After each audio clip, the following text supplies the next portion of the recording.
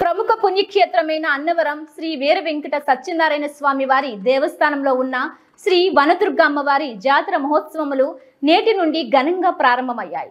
ఈ కార్యక్రమాన్ని ఆలయ అనువంశిక ధర్మకర్త ఐవి రోహిత్ చేతుల మీదుగా బ్రహ్మలకు దీక్షాధారణ, వస్త్రములు, కంకణ ధారణ కార్యక్రమాలను వైభవంగా నిర్వహించారు.